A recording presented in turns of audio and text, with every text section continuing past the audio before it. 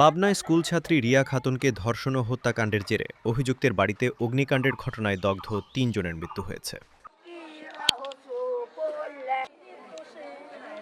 মঙ্গলবার সকালে ঢাকার জাতীয় বার্ন ও প্লাস্টিক সার্জারি ইনস্টিটিউটে চিকিৎসাধীন অবস্থায় ২ জন এবং এর আগের দিন সোমবার রাতে একজন মারা যায়।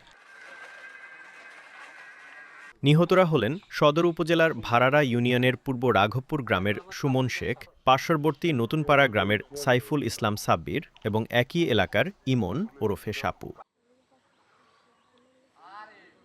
পুলিশ ও স্থানীয়রা জানান, গত বুধবার বিকেলে পাবনার ভাড়ারা এলাকার পদ্মা নদী থেকে স্কুলছাত্রী রিয়া খাতুনের মরদেহ উদ্ধার করে পুলিশ। পরদিন ৪ জুন তার মরদেহ দাফন করা হয়।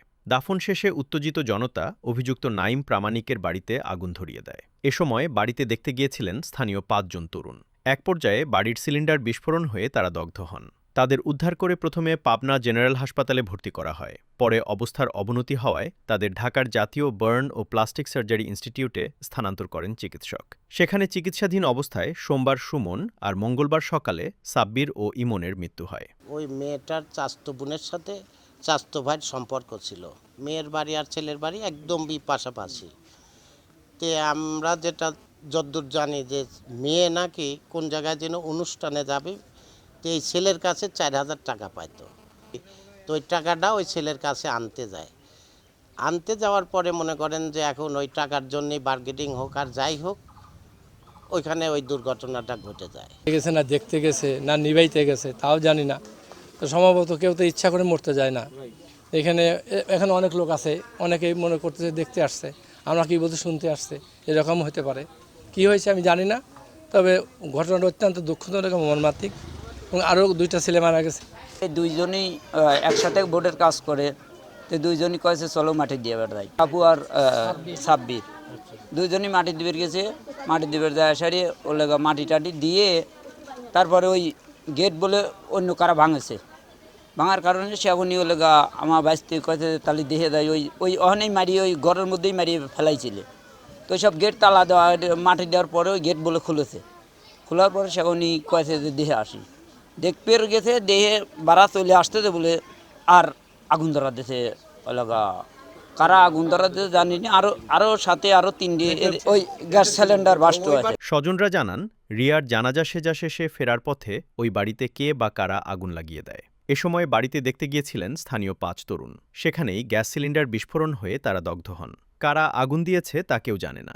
ঘরের ভিতরে সিলিন্ডার ছিল, গ্যাসের সিলিন্ডার, ওটা ভাস্ট হয়ে গেছে। কি করে যে করে হোক ভাস্ট হয়ে গেছে। ওরা ওখানে আপনার গেছিল যে ঘর কারা খুলেছে এটাও জানি না। অনেক ঢুকছিল, শুনছি ওরাও ঢুকছে সাথে যে মেয়েটাকে কোন জায়গা মারছে।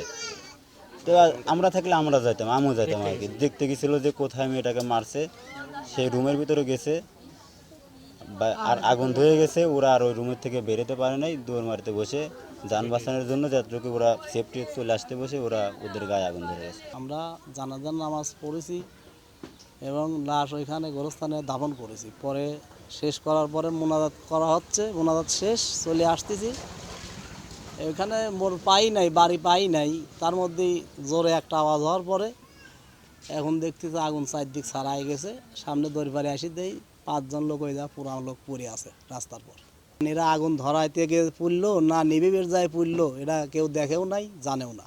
পাবনা সদর থানার পরিদর্শক মনিরুজ্জামান বলেন, আগুন দেওয়ার ঘটনায় নিহত সুমন শেখের ভাই উকিল শেখ বাদী হয়ে অজ্ঞাতনামাদের আসামি করে মামলা করেছেন। এ ঘটনায় তদন্ত চলছে। এইটা মামলা হয়েছে ভাই, এই হত্যা মামলাই হয়েছে। আগুনে পতিত করে মারা, আগুন দিয়ে মারা, এই মামলাই হয়েছে অজ্ঞাতনামা আসামিদের বিরুদ্ধে। হ্যাঁ, আচ্ছা। আর এই মামলায় ওই 5 জন ভিকটিমই উল্লেখ আছে যে এরা ওখানে ছিল, কিন্তু অজ্ঞাতনামা ব্যক্তিরা আগুন দিলে কন্টেনার বাস্ট হয়, তারা আগুনে পতিত হয়ে মারা যায়, তাদেরকে পরিকল্পিতভাবে হত্যা করা হয়। এইভাবে মামলা দিছে ওই ভিকটিম সুমনের ভাই। এখন আয়ু নিয়োগ করছি, আয়ু সাব ইন্সপেক্টর জয়নুল আবেদিন, তদন্ত চলমান। গত ৩ জুন স্কুলছাত্রী রিয়াকে ধর্ষণ ও হত্যার ঘটনায় করা মামলায় অভিযুক্ত নাইম সহ 3 জনকে গ্রেফতার করে কারাগারে পাঠায় পুলিশ।